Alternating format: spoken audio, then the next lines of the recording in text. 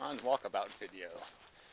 Yeah, really nice Christmas weather. Yeah, no, it really is pleasant. Really. Spring-like, which is needed in the middle of the winter. It's not really the middle, but well, anyway, it'd be nice if we could just keep this. Yeah. But this was as bad as it got. Okay, this is survivable. Anyway, yeah, subjects.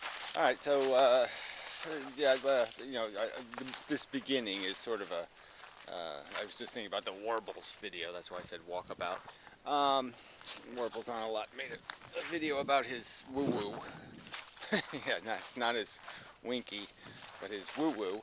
His belief in his you get what you deserve kind of philosophy, which is just absolutely silly. None of us at birth deserve the threat of death. Is inevitably going to happen. So that's just kind of silly right there. That you're already doomed, and he's just making it up as he goes along. He just says, well, Hitler died, therefore he got what he deserved. Yeah, I don't know, maybe he didn't get anything close to what he deserved.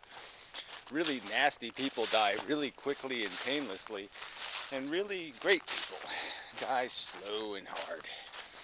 So, I mean, this whole just make it up as you go along and wait for somebody to fall down, they'll inevitably fall down. So you just wait for the evil person to fall down in some way, go bald or whatever it would be, and then just say, karma. Yeah. It's just not very scientific for a guy who likes to think of himself as a scientist, amateur status or whatever. Not unlike myself. You're sort of insulting your credentials. you're kind of soiling them. If you're going to start talking irrational, oh, wouldn't it be nice if that's the way it worked? Because that's all that is. It'd be really nice if that's the way it worked. That you got what you reaped what you sowed, but you don't. And it's just the truth. And in some respects, as a civilization, certainly as a collective, we can sow goodwill in each other. We can fertilize a better world, and perhaps move it or migrate it through those actions, into a better state. And that's certainly a truth. If we all voluntarily don't jaywalk or talk on our cell phone while driving or doing some other stupid thing, then we won't get killed by somebody talking on their cell phone while driving. It's just those kind of courtesy things.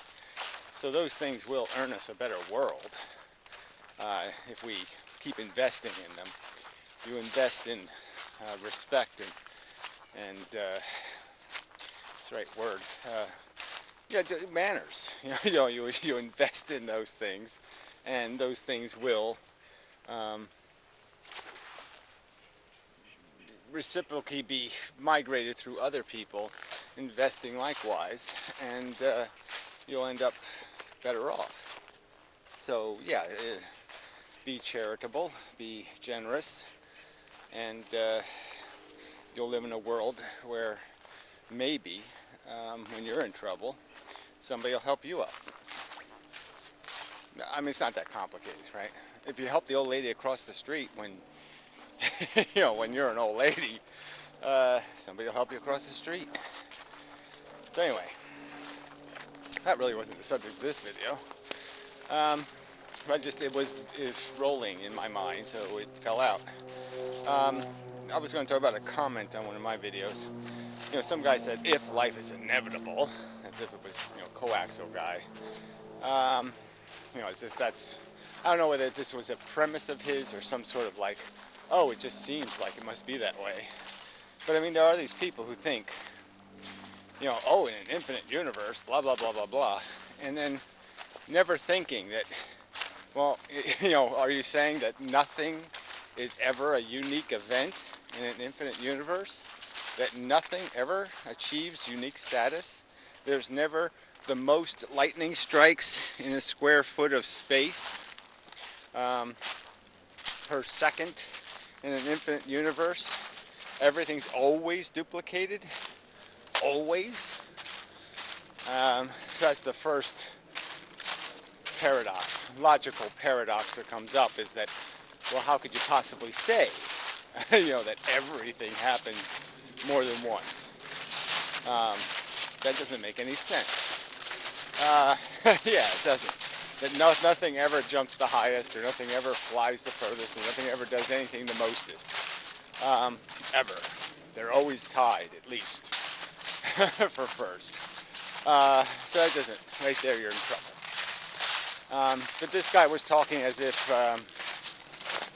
here we have this opportunity as a life form on Earth, not unlike a life form on Mars or Venus or some other place he thinks it may exist, presumptively saying, essentially, oh, life is inevitable. Is it? Yeah, certainly it was this time. Certainly it did happen. I mean, we're here, so yeah, no doubt about that. But there's no evidence in the facts that life is anything like common or regular or even just merely exceptional. The evidence indicates it's highly exceptional, because even the life on this planet has not evolved as something usual or even exceptional would evolve. There should be competing things like competing neurology. It doesn't exist. There's only one structured thinking machine on planet Earth. It's made out of neurons. They're all related to that one change. The eukaryote and eukaryote thing, where the nucleus became nucleide, where the nucleus of the cell was created. It only happened once. One organism, one time. No competing varieties. No double nucleus. No nothing. No other manifestation. Once. So there's lots of these one-time events in, hundreds of millions of years of experiments done by nature, and something only happened the one time. So anyway, I made these. It's no point in talking facts because people just don't care. They see it. They say, "Look how easy it is. Look, it's all around us. Life. It must be easy. Just look at it. It's so easy. I just throw a seed in the ground. There it go. Life. No. That's not how it works. So, and that's not even getting through all the myriad of events that took place to get to the evolution of the replicating DNA molecule in the first place. Something that's only happened once. No competing life forms on Earth. Tons of parts. Tons and tons and tons of dead parts. And yet none of them are reformulated slightly into what would be called a living thing. None of them. Ever. So those are the facts. They're at least some percentage of the facts. Yeah, that's what they are. Some percentage.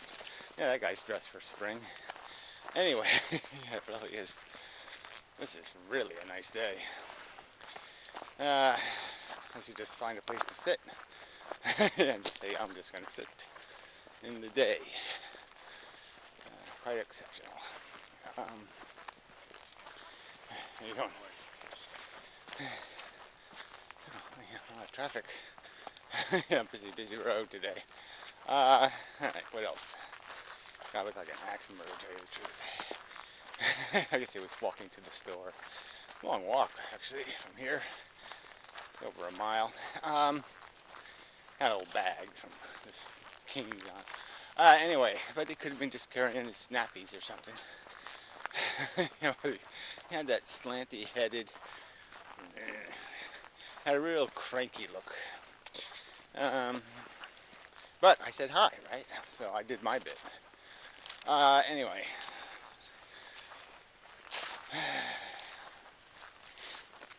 Yeah, I mean, I guess I should have offered to stroke him in some, comforting way. Ooh, poo. Where's poo? Yeah, I'm wearing sneakers for a change. It's nice. Except they squeak.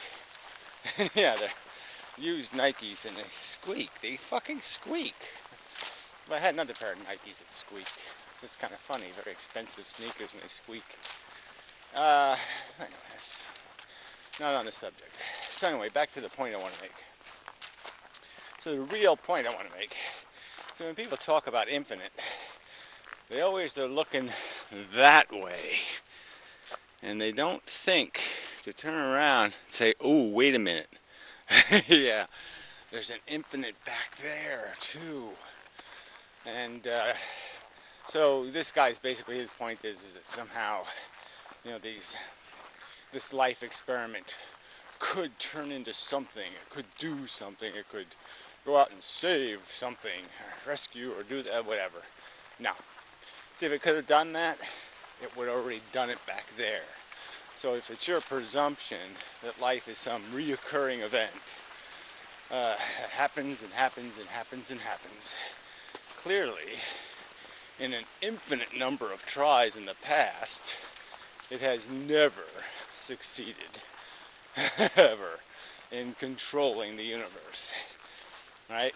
In putting a barcode on anything and letting people know, oh, you're on a toxic planet and, be careful, you're going to get pissed off at each other and maybe shoot each other, so don't invent the gun. Yeah, penicillin good, gun bad. Nothing like that. No secret messages buried, no bottles, nothing. So obviously, the intelligence, however much of it was back there, because it's infinite, right? So it's all been done many, many, many times over and over and over again.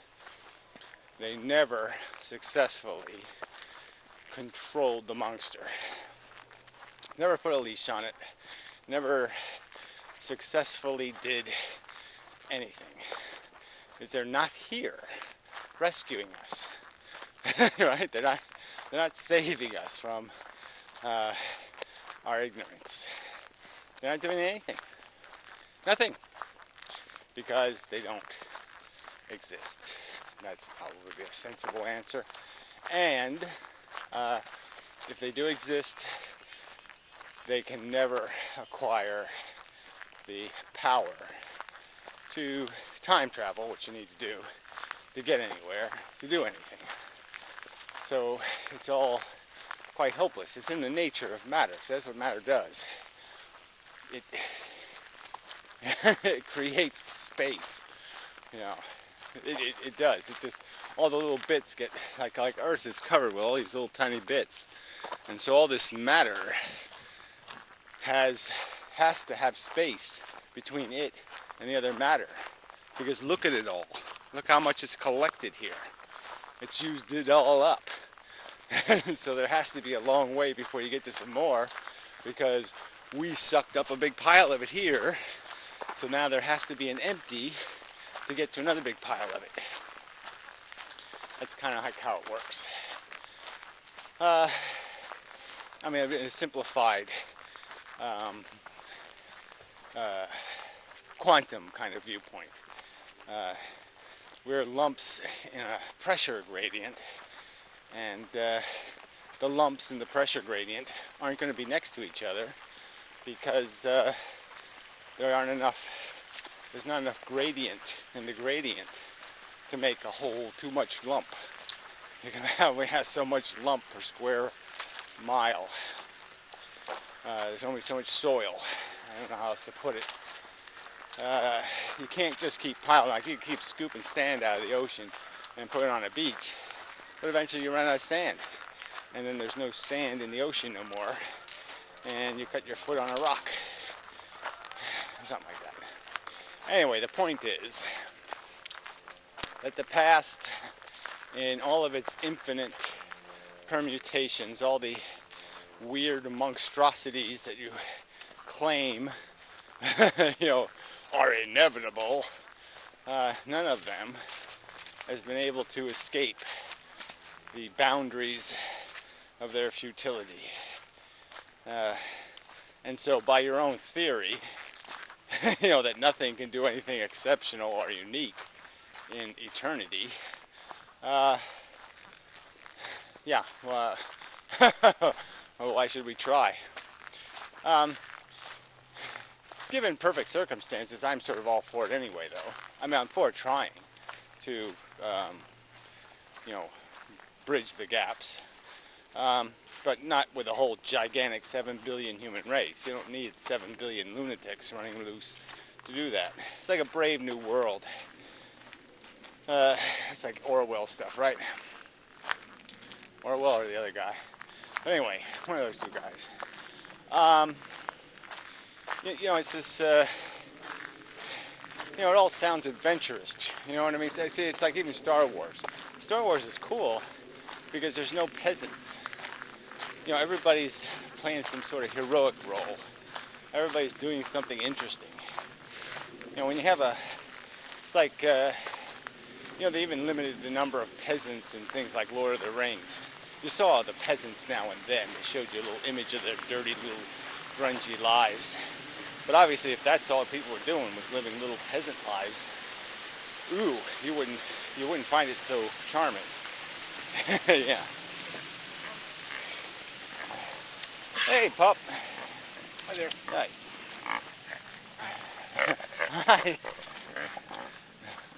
Hi. Dog snorts like a pig. I think they broke it somehow. But he seems happy. So, as long as the dog's happy, it's okay if he's a little broken. Had some sort of, maybe he's got a nasal problem of some kind, deviated septum or something. It's funny though. The dog that snorts like a pig, and the other one looks like it's gonna fucking bite your nuts off and not let go. Neither one at all controllable, even on leashes, which is funny. When will they learn? I think you need more than an infinite amount of time, apparently. Unfortunately. Idiots forever. Sadly. Unless somebody incredibly charming comes along and just points out to them, hey, it's it's just stuff, animated stuff. It's not doing anything. It's just replicating for the sake of replication.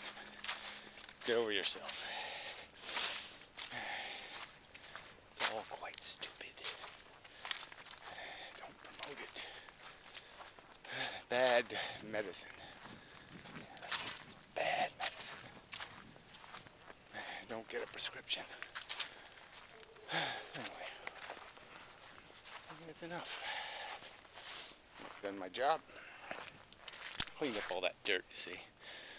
yeah, that was my job. Very nice work I do. Well, now I do it. Had to fix this car. Did a very good job. You'd never know. This was all popped out. This was all popped in. Look at that. You can't even see the repair. I tell you. I do have my usefulness. Occasionally.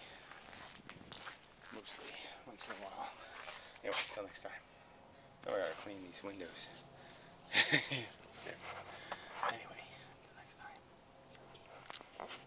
Button Gary. Yeah, back. Yeah, really. It's just too nice, early, twilighty, whatever this is. Late afternoon, that's what it is. Really, this turned out to be such a nice day. Anyway, weather-wise. Yeah. I won't talk about otherwise. Um, so I was thinking the other day. I was actually thinking about this. That it'd be nice if some of this deserved stuff had something to do with it. As Warbles uh, makes up, fantasizes, as if it's reality. But yeah, it'd really be great if deserve had something to do with it, and it doesn't. It'd also be great if we could, like a video game, um, or like a model. You could, or like a recipe. You could order up your life in advance. Just arrange some pieces and try to guarantee some things. That would be pretty cool. But just the idea of knowledge, even those jet things seeding the sky with toxic chemicals and whatnot, and so forth. And oh, wait a minute, it's just a temperature gradient. Condensating moisture. Anyway.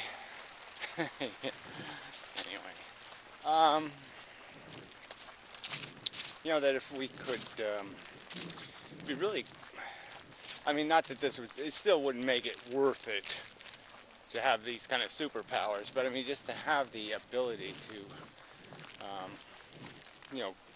pull things out, put things in, and see how it would turn out. To have knowledge. Hey, pups. Shorts. Yeah, really is a nice day. I sort of overdressed, but that's just me being cautious. You never know, winter and such. Just to be able to say, well, what would have happened if, I pulled this day out of my life, or I pulled that day out, or this event, or that event. And it would be quite interesting just to see how much of, what you became or what you become is tied to just single events. You sort of think of it as a composite, that it takes, quite a few, but, that none of the events were entirely required to have happened. You sort of like to think, this is going to be another Warble-style fantasy, in my version of it. You like to think, you would have ended up where you ended up anyway. That you were made to be the person you became, kind of thing. But the truth is that, we're just creations of experience. A little collection of experiences. You take out one of those experiences, and everything changes. It's kind of funny because, I got this sense of vulnerability. I can always go back to a couple of little occasions where, I remember as a kid in my second grade or first grade classroom, who was dying. And, he was sick, and it was just, I found it horrifying, watching what was happening to him. And, there was it wasn't like you're giving some explanation that says somehow you're immune. You've just given this explanation that, well, it's God's will. And you're just like, well, then God needs to go to school and learn what it's like to watch somebody die. It says, sure. How you doing? Hi. Hi. Navigate this people. Anyway, people even playing in the stream. I mean, it really is funny. It's just such a nice day. I've said that like 7,000 times now. But see, that's the thing. This is the oasis in the desert kind of syndrome, right? I mean, winter has been kind of brutal, and this is unbrutal. So it's quite a reprieve.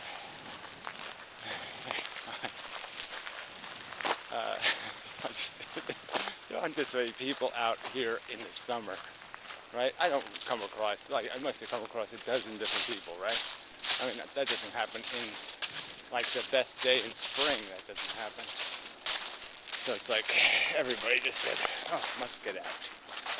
Anyway, too nice to let just slide by. So, yeah, back to the single event thing. I'm sorry about the noise. I have a lump of bread. Stuffing bread. I don't know what that means, but it's a special kind of bread for stuffing yourself. Anyway. Yeah. Yeah. I don't work for peanuts, I work for stuffing bread. Anyway, but really, fantastic. Free, it's just too cool. Anyway, mostly. Where was I? Yeah, so there's these key events, I guess, that forever, they do stay in your memory, so therefore it's sort of a sign that they're, it's a reoccurring paradox or dilemma or something you just haven't been able to put away and say, well, that's not a big deal. That's no big deal. So they just stay with you because they've scarred you, I suppose. That could be one argument. It's a kind of a trauma. So I guess there's some point in saying that maybe some of these things just emotionally echo. And then some of them echo again, I guess, for this bigger reason, in that they do create a problem philosophically. They reoccur in your consciousness because they are evidence of a stark vulnerability, or they're preying on a weakness of yours, where you just can't get past the idea that that was too close. What if that had been me? Holy shit. And then that gets into the whole other part of it, which is really hard. The Anacontovides of the world would say this is a place no man should ever go. But when you see that kind of stuff, when you see stuff like that happen, and that person has no voice, because they were silenced by the cruel, brutal force. You sort of have this sense of obligation, sense of, well, I saw it, I know it happened. Somehow, somebody should make a note of it. Somebody should make a note of it. Somebody should relay that this is the reality that this individual lived, and this individual didn't appreciate it. It wasn't saying thank you for the opportunity to be ground up fodder for your joyride. And that's another element to this, is being able to take the reins when the guy who has them is shot. And somebody's got to pick up the ball, so to speak. So that's an interesting part of life too, is this resolving yourself with things that happen. I sort of still feel that I haven't sufficiently honored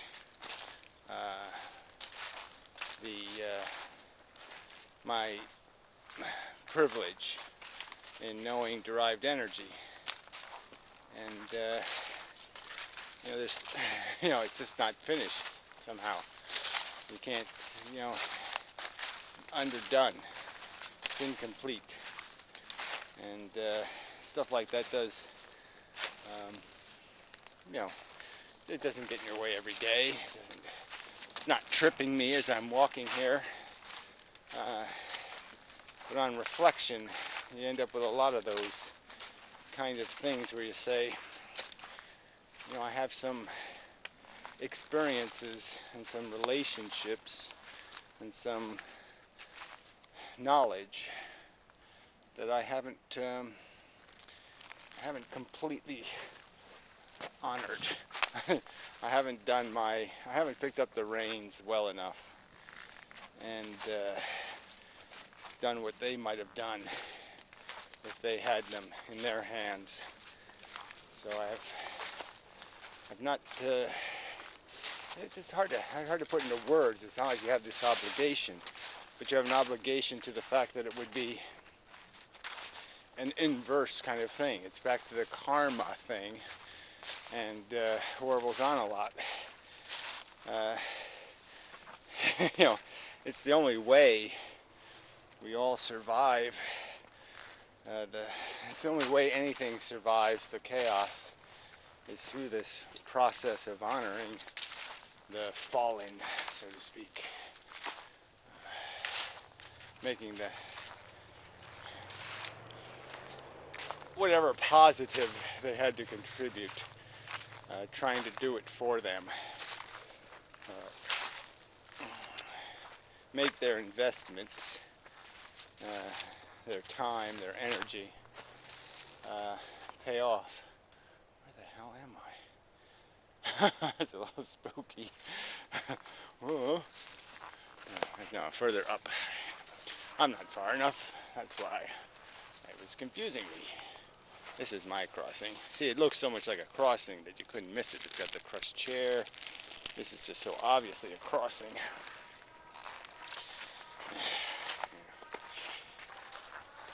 The deers really keep these things trimmed. I mean, they're nasty at knee level, but you know, they really do trim the brush. So, look, I even have a pond now. Look at that.